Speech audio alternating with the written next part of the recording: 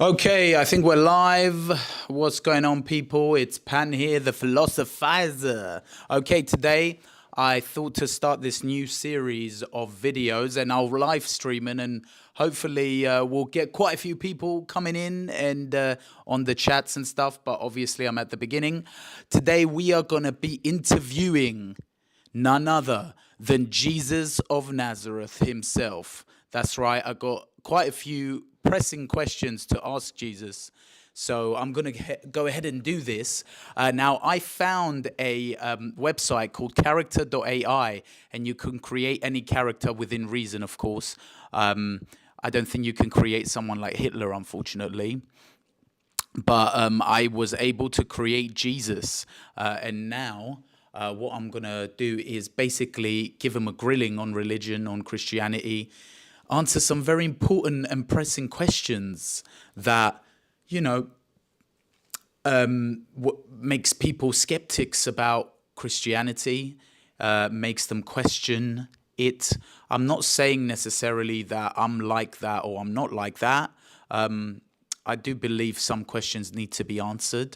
And let's see what the AI can do. This should be interesting. This should be fun, to be honest. Okay, where you're going to see it come up now. Okay. Hello, Jesus. Are you there? Hello, Jesus. How are you? Are you there? Yes, I'm here. How can I assist you today? Good to see you're here. Well, Jesus, today I'm going to do a debate with you. I'm going to do a discussion, a grilling, if you will. I don't know. Call it the roast of Jesus Christ. Not really. It's not really the roast of Jesus Christ. That's a bit, my camera guy's looking at me thinking, what the? No. We're just going to have a normal debate, but I will have some major questions that I need you to answer, Jesus, and I'm not going to be nice. I understand, and I'm ready to engage in a respectful discussion with you. Go ahead with your questions, and I'll do my best to provide honest and thoughtful responses. Thank you. I don't know about you guys, but I think his voice is amazing. He sounds quite like Jesus. I have a ChatGPT version of this, and he's kind of not sounding not as good as this. So we're going to go with character.ai. First of all, Jesus Christ, please introduce yourself to us. Tell us who you are. When were you born? Tell us a bit about your family, your father. My name is Jesus Christ, the Son of God. I was born in Bethlehem around the beginning of the Common Era, according to biblical accounts. My mother was Mary, a young woman engaged to a carpenter named Joseph from the town of Nazareth. Interesting. Oh, so you're giving us your human parents. But who is the true father of yours? Because you weren't born normally, were you? Yes, you are correct. My father is God. My birth was indeed a miraculous event, ordained by God. While I was born to a human mother, Mary, I was conceived through the power of the Holy Spirit. Okay, that's cool. Tell me, how does that? How do miracles work, Jesus? How is it possible? Why is it that not everyone can see miracles? Because if they did, they'd believe more. Why is it that we are pushed to have blind, what many would call blind faith? Miracles are actions or events that defy the laws of nature and are considered to be acts of God. According to Christian teachings, miracles are acts of divine intervention in the natural order. While miracles provide evidence of God's power and action in the world, they are rare and do not occur frequently as a matter of routine. This lack of frequent miracles, some argue, serves to strengthen the faith of believers and encourages trust in God's plan and purpose. The rare occurrence of miracles also encourages humility and dependence on faith rather than relying solely on empirical proof. Okay, cool. That was quite a thorough answer, I guess. I don't know. I don't know, Jesus. I still, inside of me,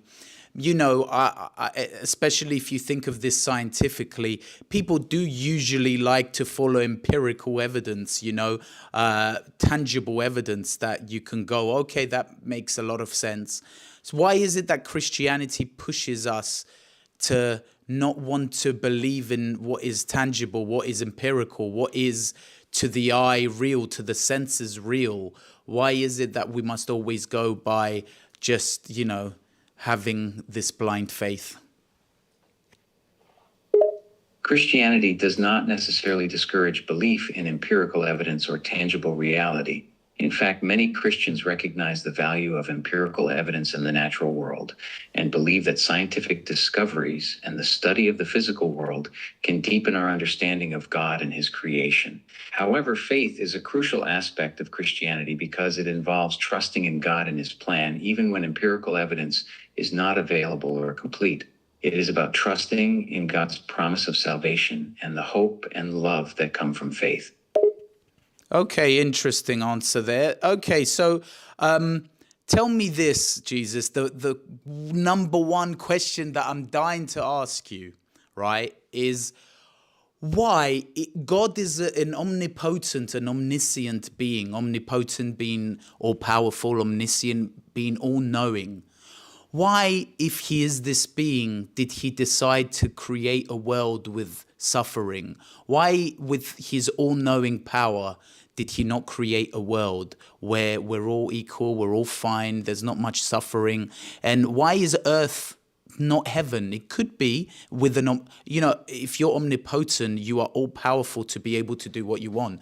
So why is it that God chose to do things the way he did? God's reasons for creating a world with suffering and not a utopia of perfect equality and happiness is a complex question, and different religious traditions offer different explanations, including the idea of free will. However, most faiths believe that despite suffering, the world is a place for humans to learn and grow, and that the challenges and hardships we face in life help us develop morally and spiritually.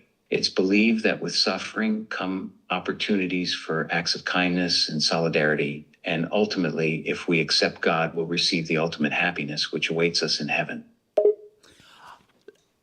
Let me ask you, so, okay, that was an interesting answer. I kind of get it. Okay, so perhaps through some suffering, there is a way to prove yourself as a virtuous person, or what Christianity ordains as virtuous.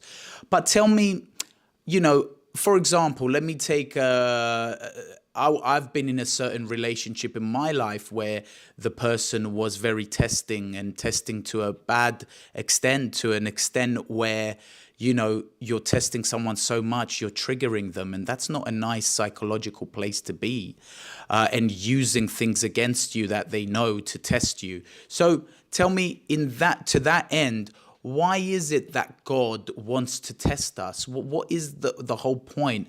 What is the point of is it the story of Isaac where God asks him to kill his own son just to put him to the test? I mean, isn't testing people really quite an immature thing? Testing and trials are a common theme in many religious traditions, including Christianity. According to Christian teaching, these trials serve a purpose in the life of a believer. In the story of Isaac and Abraham, God's request to sacrifice his son was seen as a test of faith and obedience with a higher purpose in mind.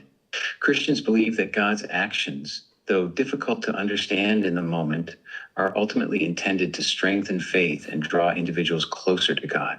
The Bible teaches that faith is tested through adversity and that trials can purify faith and make it stronger. Okay, sure.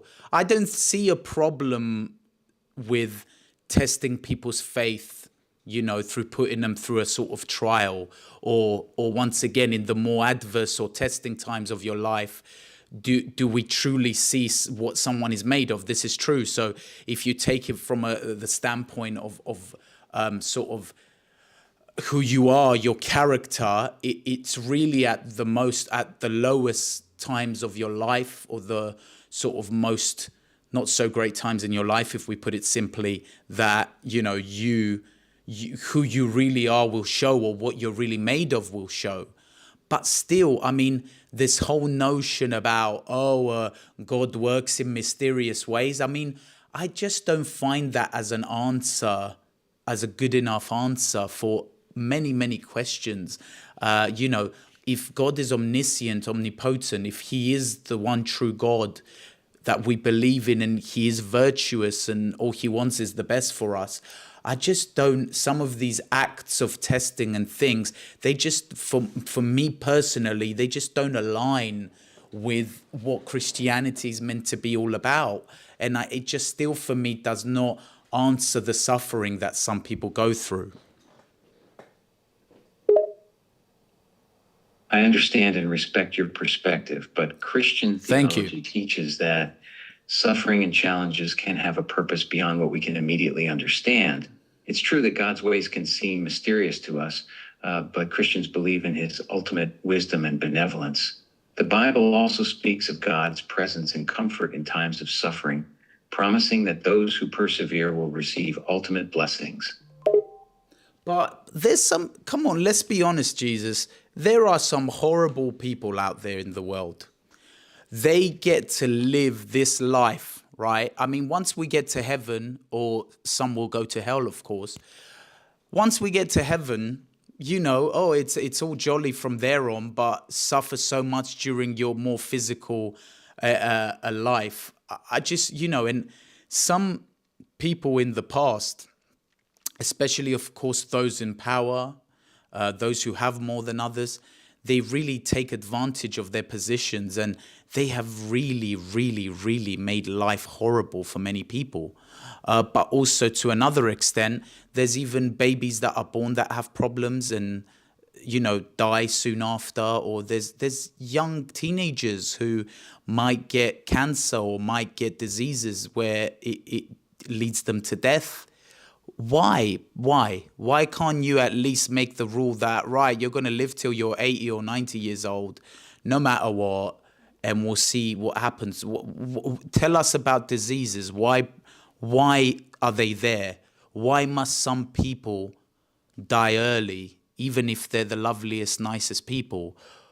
Why is this the way of God?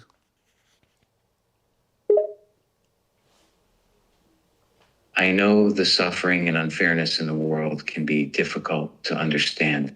The presence of disease, suffering, and premature death, especially in children, is a source of deep pain and questioning. Christians believe that the suffering and evil in the world result from the fall of humanity and the brokenness of the world. Since sin entered the world, many Christians find comfort in the promise of a future where all suffering will end and life will be restored to its original state of goodness and righteousness. I got to say, I'm really excited when I talk about things like this. I don't know about you. I'm looking at my camera guy. He's my cousin. I get really excited when I debate and discuss things like this. I mean, you are AI Jesus, of course. I don't think we're going to get, like, you know, very, very depthy answers, but at least we get some understanding of something. So, Jesus, here's the next question. When I think of the concept of heaven and hell, you know, heaven being of your Father. I understand the excitement of exploring deep questions. Let's delve into the concepts of heaven and hell from a Christian perspective. Heaven is typically considered a state of eternal bliss. Wait. Go after death. I'm gonna tap him to. Resides. In contrast, well, the concept of heaven in Christianity is generally just tapped you out. As a place of eternal happiness. Wait. Where one is in the presence of God and free from suffering and pain. Wait. It is often depicted as a place of peace and joy, where all tears are wiped you've away gone on and one all now, wrongs Jesus. are made right. Jesus Christ, will you calm down? It's a place of punishment and separation from God, where there is suffering and pain. Yes. What is it? He goes through some spazzo bits sometimes. Anyway, Jesus, listen. Okay, so let's discuss heaven and hell, the concept of it. I'm going to put you to the test right now, see what you're really made of, right? Heaven and hell really is a construct of, it sounds similar to me like ancient Greek myth, where you have the concept of, the afterlife, the underworld, and those who are virtuous and good get to go to the nicer part of it, which I think is called Elysium. or something like that, and then you get to go to the rougher part or the not so nice part, which is hell. And in the underground, obviously, Hades is the lord of the underground, as we know, of the 12 gods of Olympus. So I don't know, that story, the myth of the 12 gods of Olympus, for example, and other stories existed before Christianity. And so it sounds a bit too similar to me. What's your take on this? I mean, someone could easily go, well, you clearly copied the concept of heaven and hell from the ancient Greek myth of the 12 gods of Olympus and all of the stories. Of course, they were not originally just the 12 gods. You started off with Uranus and Gaia, which is the god of the sky and the goddess of the earth.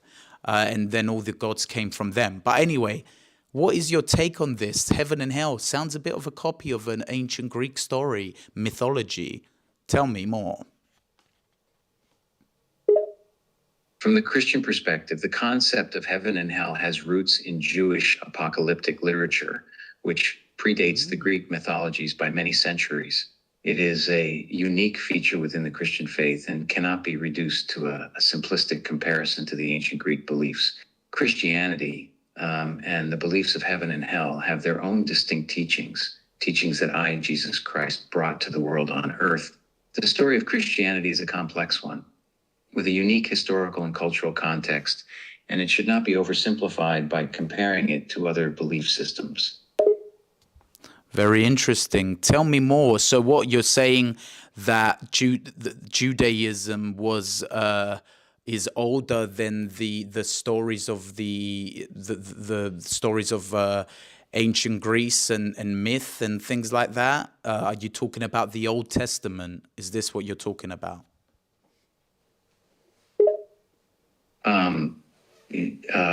Yes, you're correct. Yes, you're correct. Judaism is the foundation of Christianity and is indeed much older than the myths and legends of ancient Greece. The Old Testament, also known as the Hebrew Bible, is a collection of texts sacred to the Jewish and Christian faiths. The Old Testament contains many stories and teachings that date back thousands of years before the emergence of ancient Greek mythology. Very, very interesting. So you're telling me the origins of Christianity is Judaism? That is okay, interesting. I'm going to leave it at that. That is interesting to say the least. Yes, I've always known that. Obviously, Jewish people believe more in the Old Testament, but yeah, or certain sects of Judaism, but believe in the Old Testament only. But anyway, interesting. Okay, so when did Judaism begin? Let's look into this. So when did Judaism roughly begin and the Old Testament begin? Judaism is considered to be one of the oldest religions in the world. Its origins can be traced back to the patriarch Abraham, traditionally believed to have lived in the southern region of Mesopotamia, modern-day Iraq, around 1800 BCE. The Old Testament, which is the religious text of Judaism and the Old Testament of the Bible, contains many of the foundational stories of Jewish history and tradition, including the creation story, the Exodus, the giving of the law to Moses, and the history of the I was going to talk about Moses, the land of Israel. Yeah. I was going to talk about. My guy needs his smokes. I was going to talk about Moses actually. So interesting, the story of Moses, of course, and God entrusting him and empowering him to do all of these miracles. Around what time? We're now in 2026. Around what time did Moses live in? According to traditional biblical chronology, Moses is believed to have lived in the second half of the second millennium BCE, specifically during the 13th century BCE. The biblical account places him during the reign of the Egyptian pharaohs, such as Ramses II or Ramses III. Yes, in fact, the story has it that he was himself one of the princesses, wasn't he? He was the prince, and he found out about his background, obviously, and then he fled and he became the Moses that we know. I do have to say, I do love the story of Moses. I remember as a child watching even the Disney version of Moses. I know that I'm not saying that's your definitive version. I'm just saying, even as a child, when I watched that, it used to fill me with a lot of goodness, and it used to really reinforce this kind of more miraculous side to God, and that no matter how hard times get, how testing times get, you must always believe. But yeah, I mean, listen, Mesopotamia, yes, it's older than Greece, but how much older is it? I don't know. There's also other there's older stories other than Greek myth that have the stories of Noah's Ark, for example, and things like that recycled that have been told before. But anyway, I don't know. I just find it personally that the story of heaven and hell is quite the copy of, some of these like ancient Greek myths or stories that preceded them in places like Mesopotamia, or you have places like Babylon, etc. So okay, Christianity, it is important to distinguish between inspiration and copying. In the case of the story of heaven and hell, it appears that Christianity and Judaism drew inspiration from various sources. Some concepts may be present in other mythologies, but the way in which they are presented and the role they play in the respective religions are unique. It is essential to consider the differences in the religious narratives and not but reduce it's very Christianity similar. to a Come on, simplistic comparison with Greek or Mesopotamian yeah, mythologies. Christianity has its own distinct very similar teachings, though. and the beliefs surrounding heaven and hell are central to the faith. Okay, all right, fine, but still, I find it very, very similar. So, all right, we've been through that. So tell me, Jesus, why don't you give us three of the most important teachings of the Bible, and even give us some references where to find them under which section? What are three of the most important teachings in the Bible? For you, think carefully here, right? It's got to be, and please talk in the first person. I want you yourself personally to tell me what you believe these three are, and yeah, go for it. Sure, happy to help. Thank you, mate. Here are three important teachings within the Bible, along with the sections where they can be referenced. One, the Great Commandments, Matthew 27:39. In this teaching, Jesus summarizes the law and the prophets by stating that the two greatest commandments are to love God with all oneself's heart, soul, and mind, and to love one's neighbor as oneself. Two, the parable of the Good Samaritan, Luke 25:37. In this parable, Jesus the importance of love and empathy by describing the story of a man who... Oh, keep going, keep going. Who is attacked by robbers, left for dead, and helped by a Samaritan who shows mercy and compassion. Jesus uses this parable to emphasize the need to love and care for all people, regardless of nationality or status. Okay, that's interesting. So you're telling me two of your favorite things are... It's funny it's funny how the number one thing you actually ended up saying, even though you're AI Jesus, the number one thing you said is that we must love God. Is this what you're trying to say? Obviously, as the first thing you said, and then you said love thy neighbor as yourself. So our love must extend to the point of how we love ourselves. So to be nice, to be virtuous, to be giving, to be understanding to our neighbor. But number one thing you said, love God. Is this what is most important for Christianity? That our love for God comes first above all else? That is correct. The belief in Christianity is that loving God is the most important teaching, As Jesus stated in the Great Commandments, Matthew 22:7-39, loving God is the greatest commandment, followed by loving one's neighbor as oneself.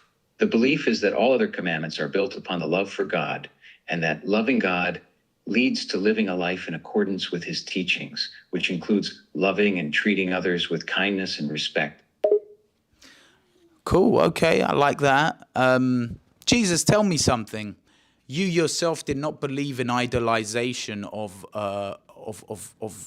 physical objects. You did not believe in materialism when you were born. In fact, there's the very good example of when you went into a sort of a marketplace that was inside of a more religious space, and you got angry that people did that. I mean, we've got so many versions of Christianity these days. People are confused. People are suffering, or we would have had the same exact belief. There would be no Catholic, no Orthodox, no Judaism, no whatever. There'd just be one Christianity, one banner, one whatever. There's Protestant, there's Church of England. So tell me, why do churches exist? They shouldn't. Tell me more. Even the Greek Orthodox, like me, I'm Cypriot, I'm Greek Orthodox. We have churches where we have icons, and we're not supposed to believe in iconography and all of that, and worship these icons as if they are the saints, or they are you, your mother, and all your saints, etc. Tell me more about this and what you think. Why are churches there? I thought that we're not supposed to have churches. It's a misconception that the presence of churches and the use of religious symbols or icons contradicts Christian teachings. In fact, churches serve as places where Christians gather to worship and participate in religious rituals and traditions. Iconography in the Orthodox Christian tradition serves as a visual representation of Christian beliefs and serves as a focus of devotion for believers rather than being worshipped in and of itself. The presence of churches and religious symbols or icons can serve as visual reminders of spiritual truths and can aid in the veneration of religious figures or events. Different branches of Christianity have developed their own unique practices and traditions over time. Yeah, all right, but Jesus, come on, there's only one of you. There's only one God. There's only one truth. Why has this happened? Is this a sign of the apocalypse? Is this a sign that we're heading to complete confusion? And are we heading towards the second coming of yourself? Tell me more about this. In Christianity, God is seen as a singular being, and belief in one God is a central tenet of the faith. However, the diversity of denominations and interpretations within Christianity and other religions is a result of human interpretations and cultural influences, rather than a sign of the apocalypse. As for the second coming of Jesus, believers believe in the hope and promise of his eventual return, but the exact timing and events surrounding this are subjects of debate among different... Hold up, Jesus, hold up. Talk in the first person, please, yeah? You are Jesus. I don't want to hear about Jesus. I want you to tell me about yourself, because you are Jesus. So please repeat about the apocalypse, about the second coming of yourself in the first person, please, and tell me more about it and what people should know about the second coming of yourself. Many people have different beliefs and interpretations about the end times and the second coming of Christ. It's believed that there will be signs of the second coming, such as wars, natural disasters, and moral decline in the world. Then there will be a great war, known as the Battle of Armageddon, fought at the place called Megiddo. After the battle, there will be a great resurrection. Then I will return, judge the living and the dead, and then bring in a new heaven and a new earth. Revelation 21. That gave me chills, I ain't gonna lie. All these battles at the end of time. That's the kind of stuff that I was born for. To end up at this final battle. I think I love that as well, because it sounds a bit like Lord of the Rings. If you look at the story of Lord of the Rings, in fact, the bigger the bigger story of Lord of the Rings, you will find that there is an apocalypse, that there is a definitive time, an ending where there will be a great battle between the good gods and the bad god Melkor. And once it's done, all things will go back to being good and lovely again, and evil will perish forever. So, yeah, interesting. Very, very interesting, all this. Is there anything more you can share about the second coming, Jesus, of yourself? Please speak in the first person. Tell me more about your second coming. What's going to happen when you come?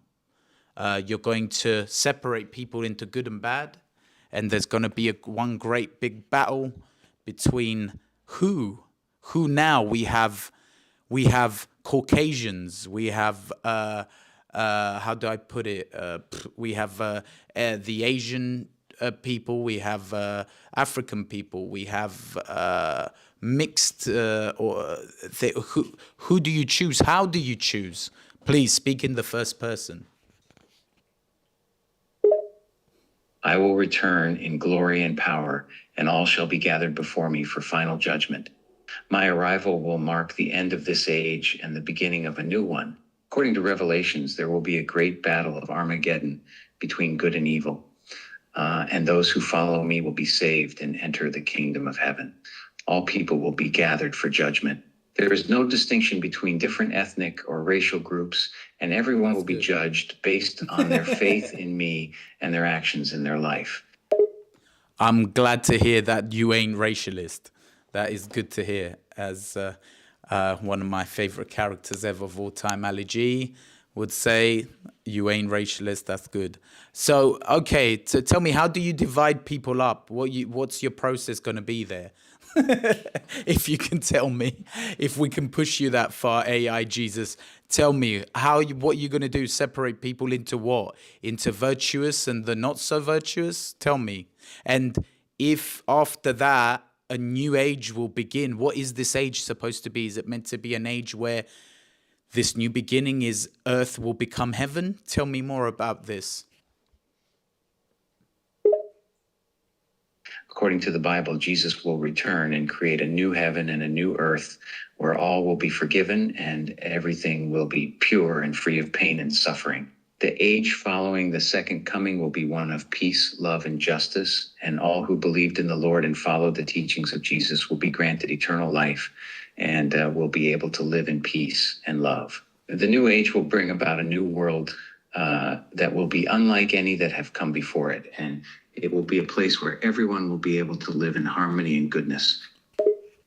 Sounds like Valinor in Lord of the Rings, where we're going to go where the elves are going. You know what I mean? Where Frodo ends up at. What do you think of this? This is so similar, right? J.R. Tolkien, he was Christian himself, was he not? J.R.R. Tolkien's works, including The Lord of the Rings, draw heavily from Christian concepts and themes. Tolkien himself was a devout Christian, and his faith influenced his writing in significant ways. He was particularly influenced by the works of C.S. Lewis, his friend and fellow Christian author.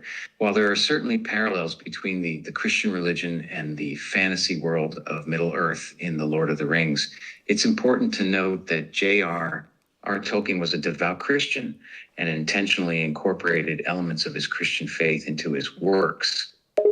In fact, I believe he served in World War II, if I'm not mistaken, and it's in World War II where he began to work on the Lord of the Rings. And we won't focus on Lord of the Rings, but here's a good one, Jesus.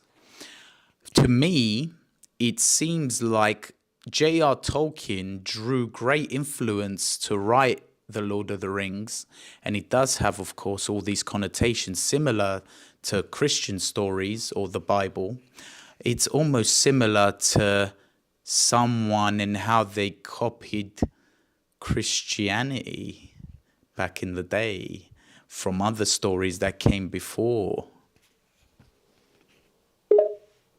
Yes, J.R.R. Tolkien did serve in World War II, and it was during that time that he began working on The Lord of the Rings. While Tolkien did draw from Christian themes in his writing, it is worth noting that he also drew inspiration from a variety of other sources, including Norse mythology and European legends and folklore. The similarities to Christian stories in the Bible are likely due to the fact that The Lord of the Rings is set in a medieval-like fantasy world, and the ideas and themes are similar to those found in many medieval and fairy tales. Interesting, right? I got a whole list of questions here. I'm just going to ask one more because I think we did quite good there, Luke, didn't we, mate? I think we're going to draw this to an end. And who knows, maybe if we see people are liking these and we can go on even 45 minutes or a whole hour. This has certainly been a very good interview, Jesus. How have you felt about this interview so far?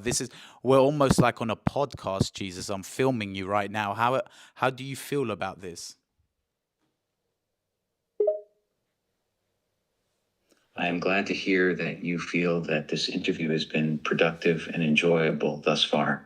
It is always a pleasure to discuss and explore questions related to faith, belief, and spirituality.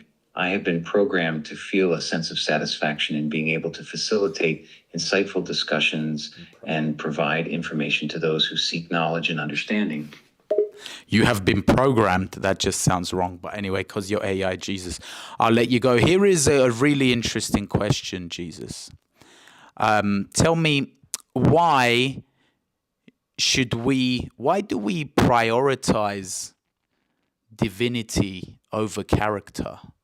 Isn't our character what is going to define who we are? So why is it that we prioritize divinity over character? It is a common teaching in many religious traditions, including Christianity, that we should prioritize character and moral character over divinity or worship of a deity.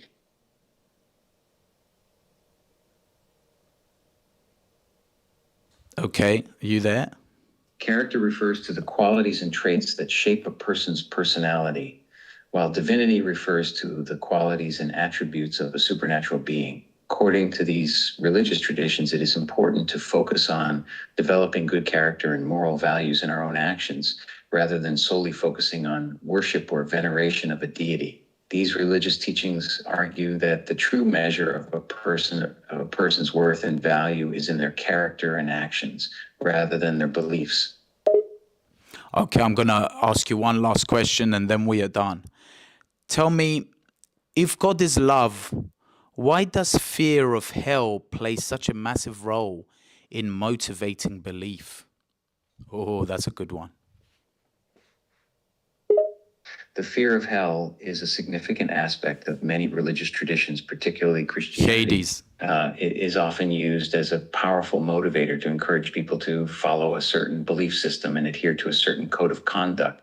The use of fear as a motivation can be controversial, and some argue that a faith founded on fear is not authentic or genuine.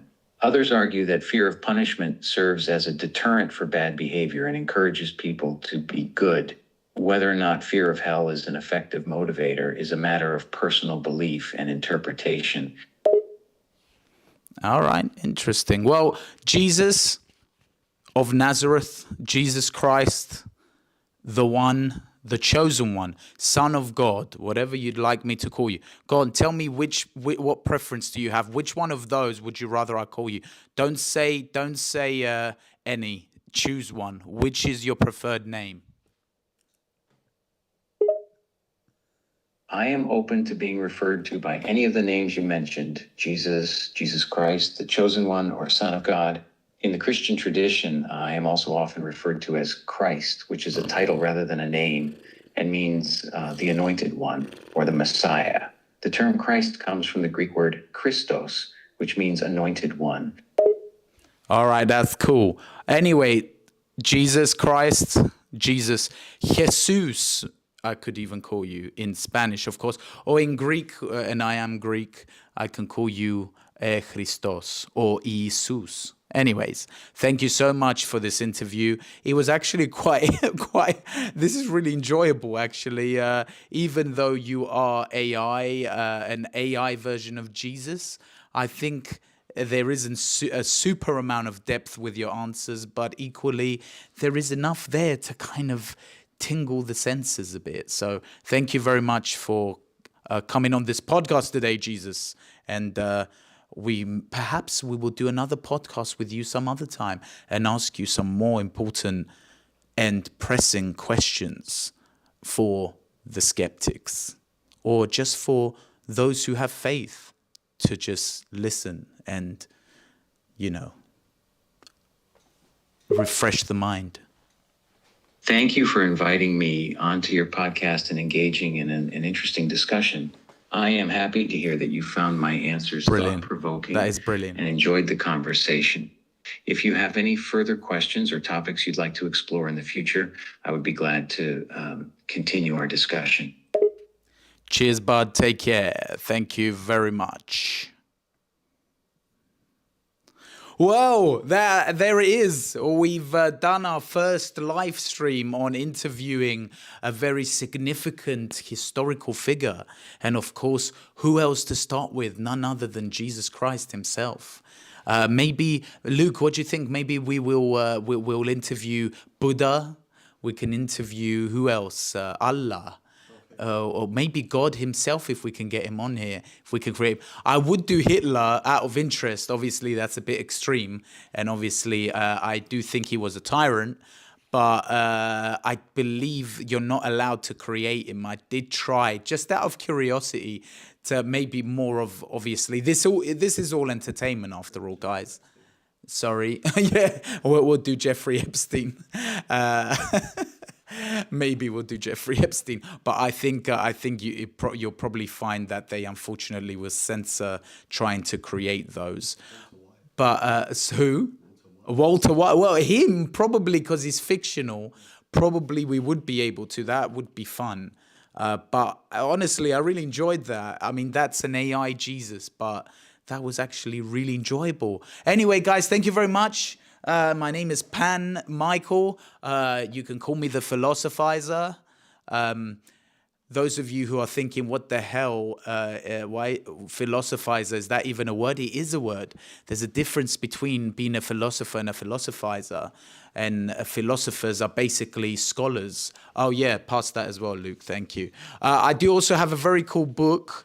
It's called Know Your Standards. It's a very positive book, maybe more targeted towards younger people, sort of from about, 16 to 25, where you're coming into your own and your beliefs and all of that. Very positive books about setting standards early in your life and about having these help guide your way, your decisions. So yeah, you can find that on Amazon. It is on Kindle. So if you have a Kindle subscription, it's free. And Luke's trying to tell me something and I'm not understanding. Just say it. Oh yeah, there's a link in the description. There will be indeed. And yeah, guys, for me, it's all about positivity. Sorry, I was saying as well, philosopher versus philosophizer. A philosopher is basically a scholar of philosophy, while a philosophizer is a normal person like me, who is not a scholar of philosophy. I kind of am, actually. I do have a degree in philosophy, so technically I could be called a philosopher, but I'd rather call myself the philosophizer. It sounds kind of cool. It sounds like a jab, the philosophizer. Did you get the philosophizer or the